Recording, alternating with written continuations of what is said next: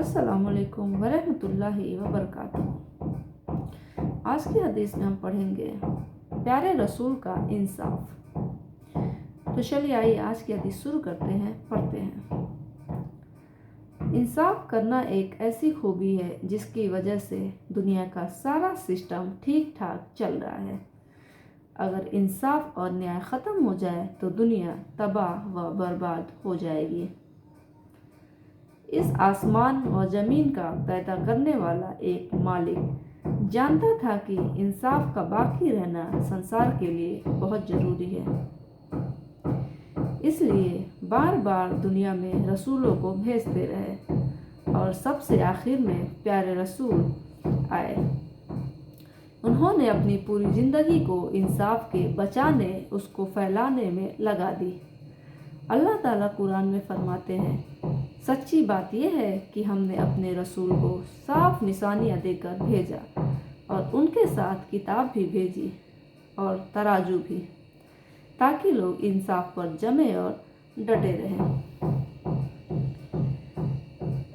प्यारे रसूल ने सभी के साथ इंसाफ और न्याय करने का हुक्म दिया, वह चाहे किसी भी धर्म का मानने वाला हो। इंसान तो बड़ी बात आपने तो जानवरों तक के लिए इंसाफ करने का आदेश दिया। जिस समय मदीना और मक्का में मुसलमानों का होल्ड और दबदबा हो गया तो मुसलमानों को अब अच्छा मौका मिल गया था कि उन लोगों से बदला लिया जाए जिन्होंने 15-20 साल तक मुसलमानों को दिन रात सताया। लेकिन प्यारे रसूल ने ऐसा करने से सख्ती से मना कर दिया। आपने कहा कि जिसने किसी गैर मुस्लिम पर अन्याय और जुल्म किया या उसे बेइज्जत किया या उसकी ताकत से ज़्यादा उस पर बोझ डाला, अगर वह तुम्हारे पास काम करता है तो या उसकी खुशी के बगैर उससे कोई उसकी चीज़ ले ली, तो मैं क़यामत के दिन उसकी तरफ से जिसको तुमने सताया वकील बनूंगा और तुम्हारे खिलाफ मुकदमा लड़ूंगा, चाहे तुम मुसलमान ही क्यों न हो। ये था हमारे रसूल का इंसाफ।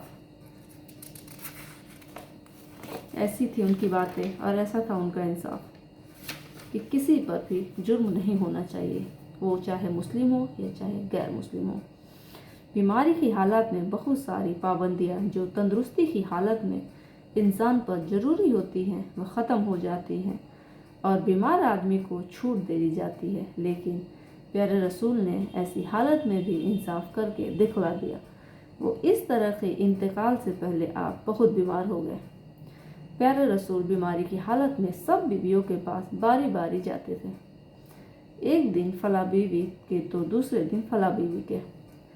जब आपको चलने फिरने में ज़्यादा परेशानी होने लगी तो आपने हज़रत आयशा रज़ियल्लाहु ताला अन्हा के यहाँ ठहरना चाहा, क्योंकि वे सबसे छोटी थी।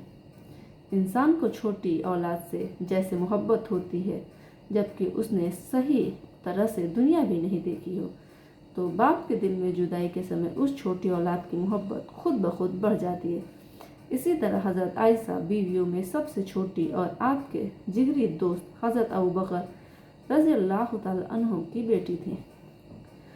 तो प्यारे रसूल को उनका बड़ा ख्याल था और चाहते थे कि ज़िंदगी का अंतिम समय हज़रत आयशा के साथ गुजारा जाए। लेकिन प्यारे रसूल ने दूसरी बीवियों की खुशी और इजाज़त के बगैर ऐसा नहीं किया। जब बीवियों ने प्यारे रसूल के बर्ताव को देखा तो वे समझ गई और मशवरा करके सब ने अपनी अपनी बारी हज़रत आयशा रज़ियल्लाहु अन्हा को दे दी। इस तरह प्यारे रसूल ने इंसानों को ये सबक दिया कि अपने छोटों के साथ भी इंसाफ करो। आप चाहें तो दूसरी बीवियों की इजाज़त के बगैर ठहर सकते थे, आपको पूरी आज़ादी थी। लेकिन दुनिया को इंसाफ का पाठ पढ़ाने वाला कब इस बात को गवारा कर सकता था कि कोई इंसाफी पर उंगली उठाए।